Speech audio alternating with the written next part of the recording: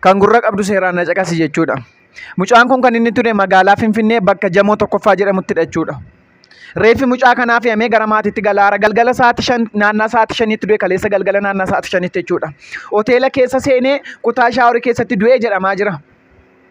Hoteela inni keessatti du'e garuu qorannoon geggeeffamaa jiru amma sa'aatii kanaatti hoteelli sun banee hojii isaa hojjetaara ganamaa kaasee jechuudha. Gad ilaal namni tokko ilaal akkamitti hoteela keessa seenee kutaa shaaworii seenee kutaa shaaworii keessatti seenee kufee du'e akkamitti jedhamaa qo'e. Dhugaa fakkaataa wanti kun. Burcuqqoon iyyuu al tokko mukarraa yookiin teessoo wayirraa waan oddoo tokko gaamee kufee ko burcuqqoon sibiilaa iyyuu nafaa beekaa. Dhalli akkamitti namni tokko namni akkamittiin kufeetu iyyuu akkamitti du'e jedhama. Hin kufeen du'e kanuma. Qaamni seeraa akkamitti hoteela sana cubsiisee yoo xiqqaate sa'aatii 24 yookiin guyyaa 2-3 cubsiisee qorannoo geggeessee bira ga'ee dhugaa mucaa kanaa dhuguma akkamitti akka du'e akkamitti qorannoon geggeessuun dhabama qoy. Qaamni seeraa akkamitti callisa. Akkamitti hoteelli kun mucaan kun reeffi kaleessa keessatti du'ee ka'e har'a ganama akkamitti hoteelli kun banee hojii isaa hojjeta. Biyyeessaa jira wanta akka kanaa qoy. Mucaan kun hoteela sana keessatti erga du'e hoteelli kun akkamitti ganama hojii isaa hojjetata qoy.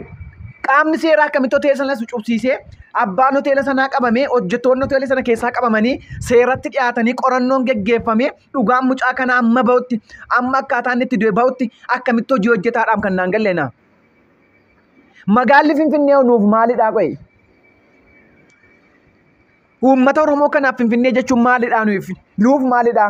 Hacee nyaattee haceen goota keenya nyaattee dhugaan hacee dhokatee ammarraatti wanti tokkotu biraan gaamin hafee jira. Kichuu kana nyaatame irra immoo kichuun kun hin du'e dhugaan isaa wanti beekamaa tokkoyyuu hin jiru. Reeffi isaa hospitaala Phaawulosiitii bahee gara maatiitti fe'amaa jira.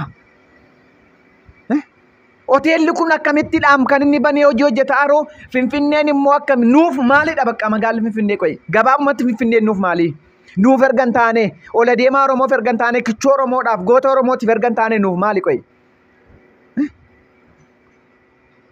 Bara baraan waggaa waggaan goota keenya nyaachaa ola deemaa keenya nyaachaa dhugaan ola deemaa keenya achirratti dhokataa dhugaan goota keenya dhokataa nuuf Finfinneen maal haadha isheetidhaa qoy.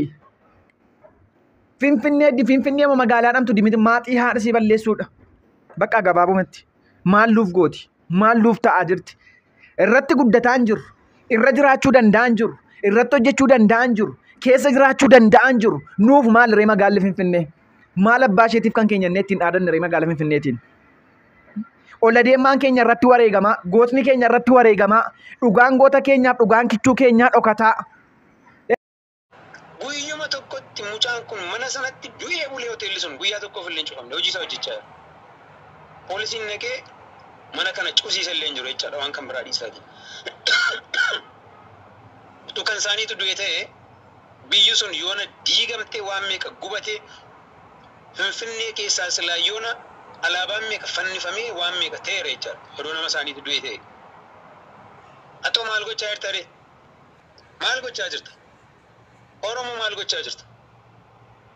Eegalee gadi yaatee boossee gadi yaatee sababa wallaggatee fi sababa so what yaa sababa wallaggatee ajjeefame. Maa inni ree? Du'e. Erga du'e gumaa isaa irratti xiyyeeffadhu. Waan gochuu qabdu. Isaaf immoo kunuunsu akkamitti seef godha. Nam qeenteedhaan boossee fi nam qeenteedhaan kunuunsitee hin dandeessu. Jimlaadhaan Oromoo guutummaa irratti gadi baatee gaafa hojjechuu dandeessa. Ilaali. Leenci tokkittiin gafarsa 50-60 ol duukaa ariiti. Maaliif? Gurmuun qabani hoogganan qabani. Waluma duukaa fiigu tokko akka tasaa dudduubatti deebi'ee yoo leenca kana boorrachuu barbaade warri kaan dhiisanii fiigu waan ta'eef inni kun dura nyaatame jechaadha. Amma yoomitti akkana taata Oromoo amma yoomitti walirratti ilaalta. Amma yoomitti dhiistee fiidda. Amma yoomitti walitti kolfita otoo obboleessi keessa biraa ciniinamuu nyaatamu gaafa naanna nyaatee fixe sitti darba jaallattee jibbitee jecha garaan isaan guutu gaanna minna diinni keenya 18 irraa jalqabee amma ammaatti waggaa 200 nutti deemaa jiru kun akka gaannam yoo nyaate kan hin galateeffanne kan garaan isaa hin guunne gaafa na fixe sima isaa harka rukutu kanatti darba sima isaa harka rukutu kanatti eegalee dheengadda dhageenye karoora keessan wallagga lafa nama fixnee lafa hambisnaa jettan gaafa wallagga diina duukaa buutanii nama fixxanii lafa hambistan diinni kallattiin isinitti deebi'a. Jaallattee jibbitee jecha. Jaallattee jibbitee. Goobanaan kaleessa dhaqee shawaa cabse jalqabu. Shawarraa Arsii cabse. Harargee cabse. Boorana Gujii cabse. Jimma cabse. Dhumarratti Wallagga cabse miti. Finfinneetti ol deebi'ee kunoo olii hojii kiyya xumureetan jira. Mootii koo gaafa inni Miniliikiin jedhu Miniliik isuma ajjeese jechaadha goobana. Isuma ajjeese. Xaayituun isuma ajjeeste. Gaarii burcuqqoo tokkoon ajjeeste bakka waalisa isaallee hin beekamu nama biratti. Kanaaf gaafati Wallagga cabsiteef gaafati Gujii cabsiteef isaa wajjin dhiichiste sitti deebi'ee borsuma si cabse jechaadha. Akkasittiin quba qabaadhaa isiniin jechuu fi dhiifama nan dheeresse. Ulfaadhu solkoo yaada bareedaa barreeffamte kaaste. Eeyyudha akka wal dursitaniif taasaa soolitti deebita yeroo jiraate. Hussein. Namni dursu jira. Hussein dursu jira. Rafroda, Rafroda, jarang ni amat sih tadi dia cara Rafroda lah. Dia ada kesan dua macam ni kesan ni. Ya. Jaltu, ayat.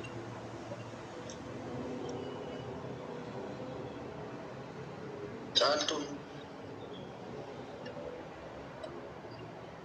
Mungkin terus kata kau ini persen lagi mas. Okey. Ani si ya ada banyak lupa dosen kamu. Soal kau ni mampu jadi bertijira. Kamu soal kau nak bertajiri tiap kau generality.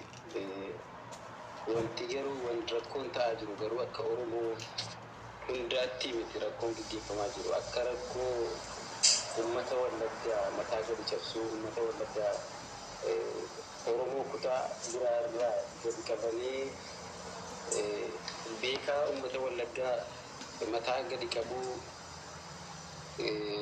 duguuggaa sanyiiti kan ta'aa jiru amma solkoon akka jeneraalii oromooti yaada isaa kan dabarfate garuu wantuma social media kana irra deemu galaalte maluma garagaraa kana seentee galaalte duuma mucaa kana illee namni kuban qabne akkuma nama hedduutu jira namooti bakka akkuma waan mucaan oromoo mucaan oromoo tokko akka nama duuniitti namoonni social media kana irraa ni kan geemi taphatu ni kan akka biraatti taphatu to galaaltu tokkummaa oromoo amma solkoon jedhu kun eessa jira laata dhuguma moo maal uummanni wallaggaa kun addatti maal balleessa maaliif duraan beektota wallaggaa kun kutaa oromoo kutaa biraa dammaqsuu dadhabiidhaata wanta jedhamutu baay'ee onnees cabsa beektaa dhugaa Itoophiyaa sana keessatti immoo dhugaan uummata du'anii kun dhuguma mul'ata solkoo